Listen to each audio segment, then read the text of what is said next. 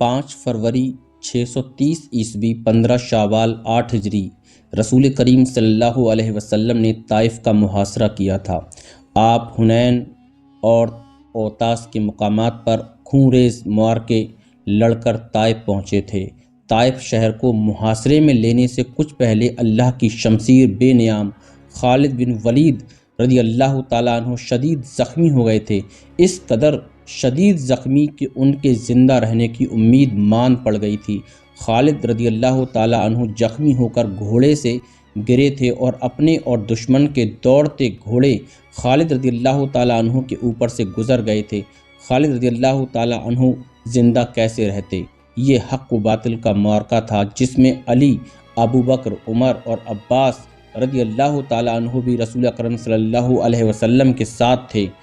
مجاہدین اسلام کا مقابلہ جس کی قیادت رسول اللہ صلی اللہ علیہ وسلم کے دست مبارک میں تھی، طائف کے مشہور جنگجو قبیلے ثقیف اور طائف کے گرد نواح میں آباد قبیلے حوازن سے تھا۔ میدان جنگ میں ان دونوں قبیلوں کا سپہ سالار مالک بن عوف تھا، جس کی عمر 30 سال کے لگ بھگ تھی۔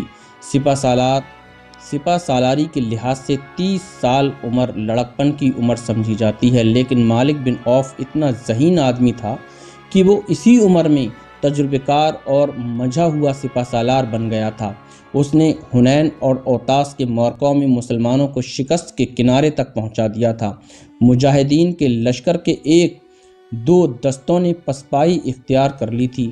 خالد رضی اللہ تعالیٰ عنہ موت و حیات کی کشمکش میں پڑے تھے، جسم خون سے خالی ہو رہا تھا۔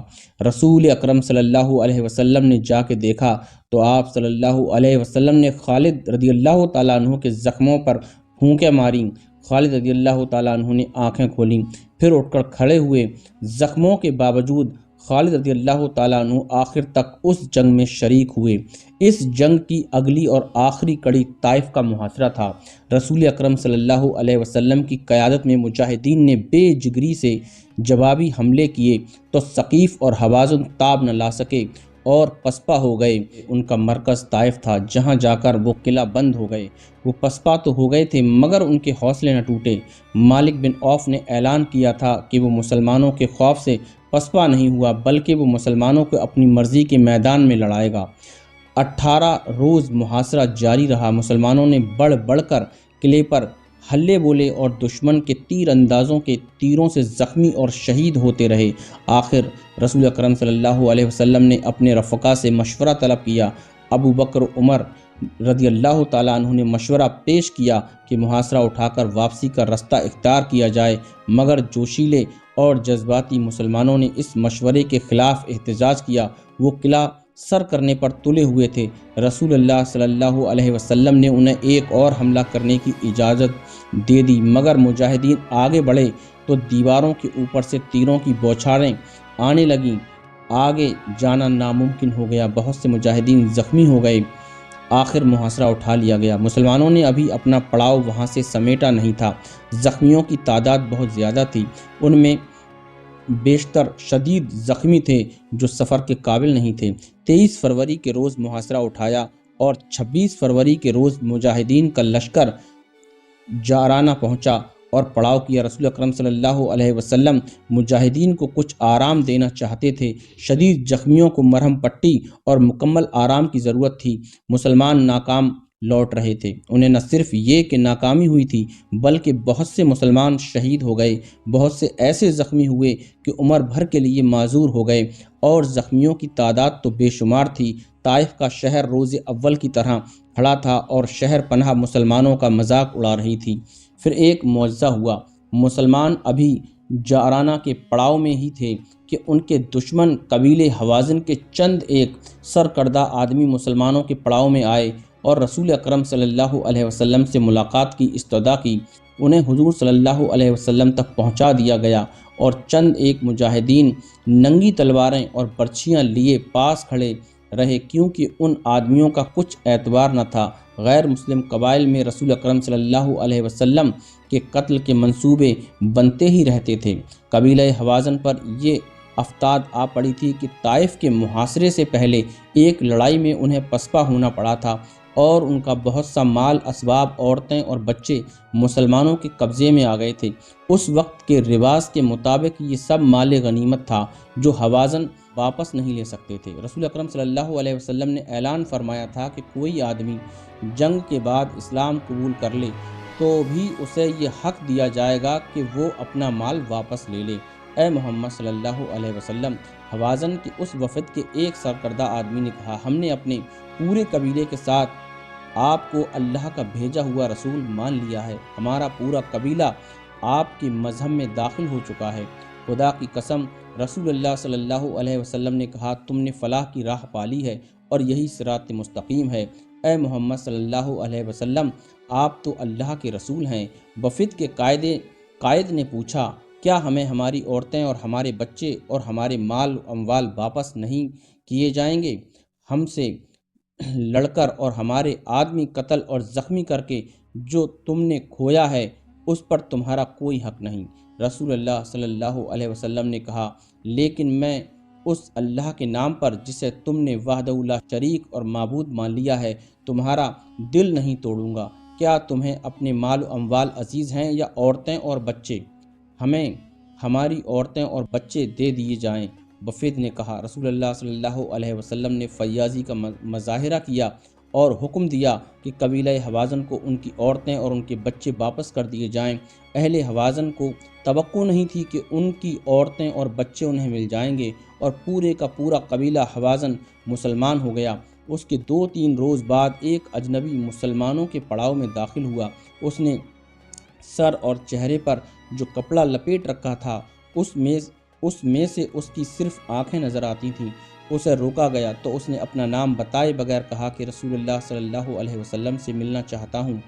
کیا تو طائف سے نہیں آیا؟ ایک مسلمان نے اس سے پوچھا۔ میں طائف کی طرف سے آیا ہوں۔ اجنبی نے کہا۔ یہ مسلمان ان چند ایک مجاہدین سے تھا جو گدڑیوں اور شتروانوں کے بھیس میں طائف کے ارد گرد گھومتے پھرتے رہتے تھے۔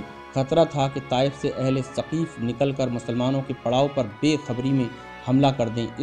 اس مجاہد نے اس آدمی کو طائف کے ایک دروازے سے نکلتے دیکھا، پھر اسے مسلمانوں کی خیمہ گاہ کی طرف جاتے دیکھا تو اس کے پیچھے چل پڑا تھا۔ اس کی نظر میں یہ آدمی مشکوک تھا اور میں نے تجھے طائف کے دروازے سے نکلتے دیکھا ہے۔ مجاہد نے کہا، خدا کی قسم، تو اپنے ارادے میں کامیاب نہیں ہو سکتا۔ میں جس ارادے سے آیا ہوں وہ میں پورا کر کے ہی جاؤں گا۔ اجنبی نے کہا، کیا تم مجھے رسول اللہ صلی اللہ علیہ وسلم تک نہیں جانے دو گے؟ لیکن اپنا چہرہ تو کیوں نہیں دکھاتا؟ اجنبی نے اپنے چہرے سے کپڑا ہٹا دیا۔ خدا کی قسم، مجاہد نے کہا، تو مالک بن عوف ہے، ہم تجھے نہیں روک سکتے۔ 2-3 مجاہدین اس کے ساتھ ہو لیے اور اسے رسول اکرم صلی اللہ علیہ وسلم کے خیمے تک پہنچا دیا گیا۔ مالک بن عوف رسول اللہ صلی اللہ علیہ وسلم نے پوچھا، کیا تو صلح کا پیغام لایا ہے یا کسی اور ارادے سے آیا ہے؟ میں تیرے مذہب میں داخل ہونے کے لیے آیا ہوں۔ مالک بن عوف نے کہا، اور طائف کے مشہور، معروف اور جنگ جو قبیلے ثقیف کے سردار مالک بن عوف نے رسول اللہ صلی اللہ علیہ وسلم کے ہاتھ پر بیعت کی اور اسلام قبول کر لیا۔ مورخ اس معاملے میں خاموش ہیں کہ مالک بن عوف نے اسلام کیوں قبول کیا تھا۔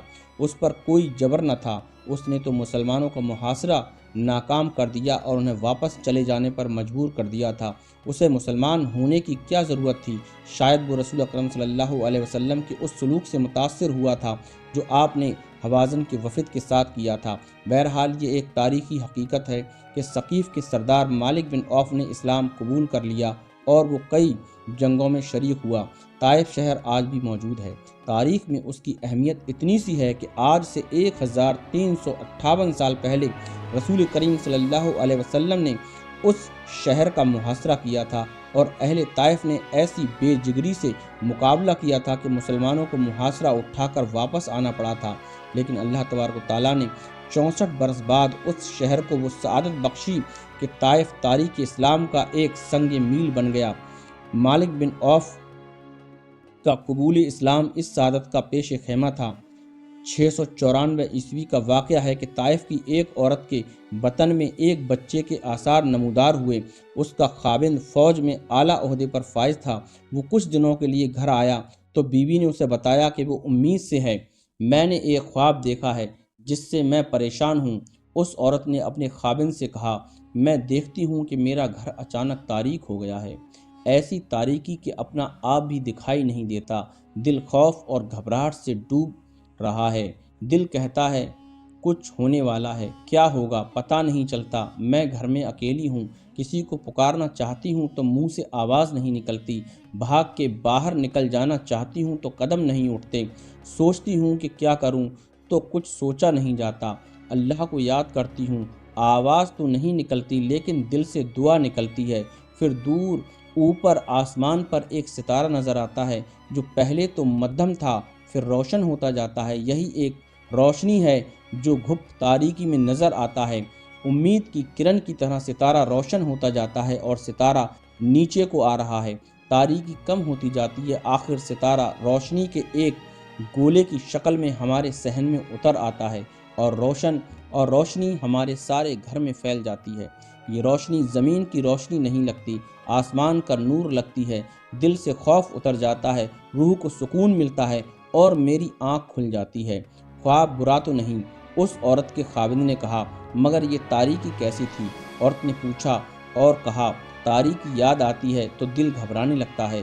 کیا تم کسی ایسے عالم کو یا کسی ایسے آدمی کو نہیں جانتے جو خوابوں کی تعبیر بتا سکتا ہو؟ لوح تقدیر کا لکھا ہوا کوئی نہیں مٹا سکتا۔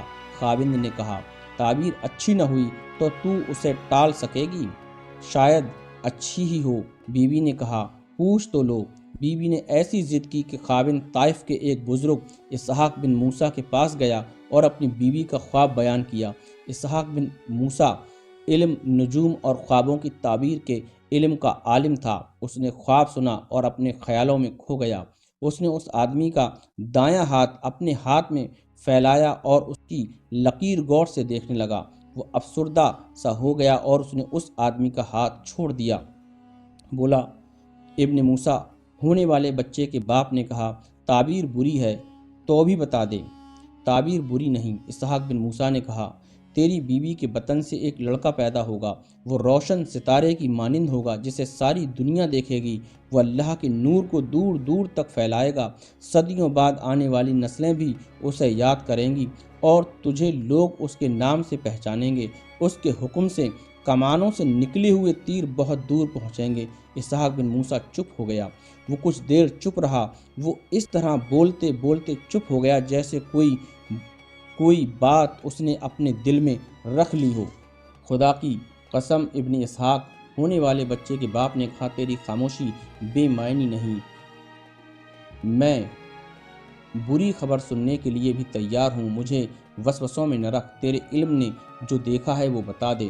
پھر سن لے، اسحاق بن موسیٰ نے کہا، ستارہ جو تیرے گھر میں آ رہا ہے وہ ان ستاروں میں سے ہے جو جلدی ٹوٹ جاتے ہیں اور آسمان کی وسعتوں میں گم ہو جاتے ہیں، مگر اس کا جسم گم ہوگا، اس کا نام زندہ رہے گا اور اس کے ٹوٹ جانے سے تیرے گھر میں تاریکی نہیں ہوگی۔ وہ نہیں ہوگا تو بھی لوگ کہیں گے کہ وہ ہے۔ میں اس کی پرورش ایسی کروں گا کہ وہ اسلام کے آسمان کا روشن ستارہ بنے۔